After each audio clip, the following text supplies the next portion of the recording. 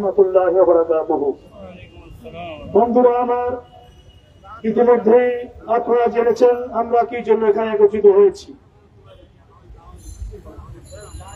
Dhaka supreme court হাইকোর্টের পাশে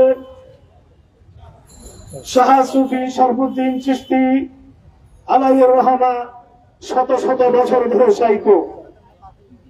কোন কোন সূত্র মতে তিনি খাজা মঈনুদ্দিন চিশতি আজমেরী আলাইহির রহমার পুত্র।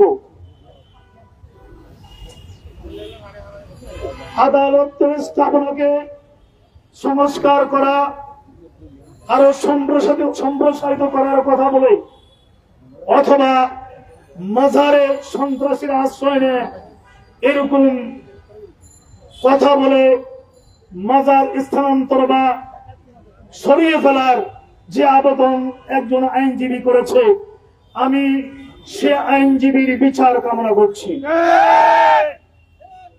এই আইনজীবী জানে না আইনের কত ফাঁক ফুকর আছে। আমরা খাজা শরফুদ্দীন চিশতি রহমতুল্লাহের মাজারের পাশেই যে আদালত, সেই আদালত থেকে এ বিষয়ে যথাযথ ইনসাফ আশা করছি। যদি আপনারা বলেন যে মাজারগুলিতে সন্ত্রাসীরা থাকে, আমি বলবো মাজারে সন্ত্রাসী থাকে না, মাজারে আল্লাহর ওলিরা থাকে, আবেদ জাহেদ নেককার বন্দেরা থাকে। যারা মাজার ভাঙতে আসে ওরাই হচ্ছে উগ্রবাদী, জঙ্গি, সন্ত্রাসী। যদি হাইকোর্ট সুপ্রিম কোর্টের স্থাপনা আরো সম্প্রসারণ করতে হয়, আমাদের পরামর্শ থাকবে যে কোনো ভালো ইঞ্জিনিয়ার থেকে প্ল্যান নিয়ে এটা সম্প্রসারণ করার ব্যবস্থা করা হোক। ওখানেই সম্প্রসারণ করতে হবে, এমন কোনো কথা নাই।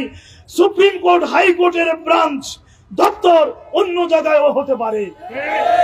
ভাইরা আমার, কথা বেশি বলার সময় নেই। আজকে যেই মাজার ভাঙ্গার কথা বলা হচ্ছে, এটা আজকের ইতিহাস নয়। আজকে সারা দেশে যা ভাঙ্গা হচ্ছে এটা কেবল 24 পরবর্তী অবস্থার ইতিহাস নয়। আমরা দেখি সৌদি আরবে যখন ওয়াহাবি আন্দোলন হয়েছিল, সংস্কারের নামে তারা জান্নাতুল মুআল্লা, জান্নাতুল বকির সমস্ত মাজারগুলো ভেঙে ফেলেছিল। আমরা জানি শুধু তাই নয়, ভাঙার পরে ওরা মসজিদ নববী শরীফের মধ্যে থাকা আল্লাহর প্রিয় নবীর রওজায়ে মুবারক ভাঙার জন্য অগ্রসর হয়েছে। আল্লাহর নবী স্বপ্নে তাদেরকে সতর্ক করে দিয়েছেন, সাবধান করে দিয়েছেন, সাবধান, এদিকে তোমরা অগ্রসর হবে না। কিন্তু ওয়াহাবিদের কিতাব এখনো সত্য আছে। ওরা বলছে যে সেই রওজায়ে মুবারকও ভেঙে ফেলতে হবে। এখানে উলামায়ে কেরাম আছে, কিন্তু আমি বলতে চাই সেটা বিশ্ব মুসলিম উম্মার প্রতিবাদের সামনে ওরা ওটা সাহস করতে পারে নাই। এবং সৌদি গভর্নমেন্ট, ওয়াহাবি গভর্নমেন্টই আল্লাহর প্রিয় নবীর রওজায়ে মুবারককে সেখানে সুন্দরভাবে রেখেই 10 লক্ষ মানুষ নামাজ পড়তে পারে সেই মসজিদ নববী শরীফের সম্প্রসারণ তারা করেছে। সেই এক্সাম্পল আমাদের সামনে আছে। ভাইরা আমার, আল্লামা গিয়াসউদ্দিন তাহিরি শুধুমাত্র একজন ব্যক্তি নয়। আমরা শুধুমাত্র তারই উপরে যে মিথ্যা মামলা নয়, এটা আমি বলবো এটা ষড়যন্ত্রমূলক মামলা। মিথ্যা মামলার ষড়যন্ত্রমূলক মামলার মধ্যে ব্যবধান আছে। এই ষড়যন্ত্র আরো সম্প্রসারিত হবে। আজকে দেখলাম মিডিয়ার মধ্যে কয়েকদিন আগে যে আইন উপদেষ্টা বলেছেন যত মামলা হয়েছে এটার 80% মামলারও এগুলো কোনো টিকবে না আদালতে, এগুলো ভিত্তিহীন, এটা বলছেন আইন উপদেষ্টা। এবং শুধু তাই নয়, উনি এটাও বলেছেন যে আমি অত্যন্ত লজ্জাকর ভাবে দেখতে পাচ্ছি যে যাদের উপরে হামলা করা হয় ওদের বিরুদ্ধে মামলা হয়, যারা হামলা করে ওদের বিরুদ্ধে মামলা হচ্ছে। এটা আইন উপদেষ্টা বলেছেন। আমার বন্ধুরা, আমরা একজন নাগরিক হিসাবে, আমি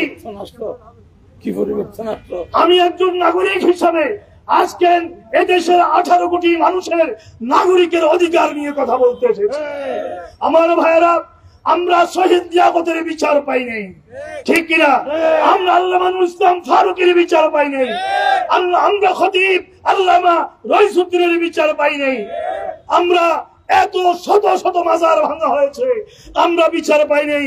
তোমরা মনে করছো আমরা সুন্নিরা সরল সহজ, বসে বসে আমরা আঙ্গুল চুষবো। অনেক বক্তা বলেছেন সোজা আঙ্গুলে ঘি না উঠলে বাঁকা করব। আমি বলতে চাই আঙ্গুল বাঁকা করতে হবে না, সোজা আঙ্গুলে ঘি উঠবে ইনশাআল্লাহ। আমি গভর্নমেন্টকে, এটা একটা গোষ্ঠী, একটা নির্দিষ্ট ক্লাস যারা দেশের মধ্যে টেনশন সৃষ্টি করে দেশের স্বাভাবিক পরিস্থিতিকে নষ্ট করতে চায়, এরা আগামী নির্বাচনকে ব্যাহত করতে চায়। এদের ইতিহাস 18 কোটি মানুষ জানে।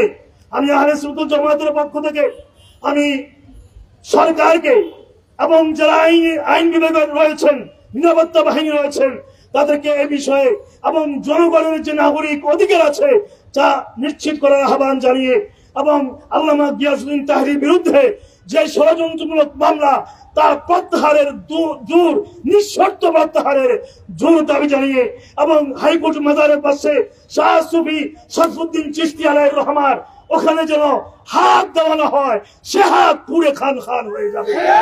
আমি সরকারকে সতর্ক করে সাবধান করে আমার বক্তব্য এখানে শেষ করলাম। আসসালামু আলাইকুম ওয়া রাহমাতুল্লাহ।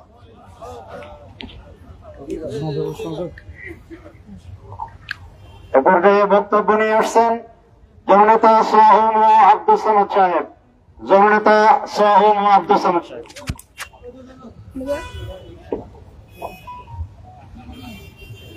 আমরা একটু পিছনে চাপ দাও।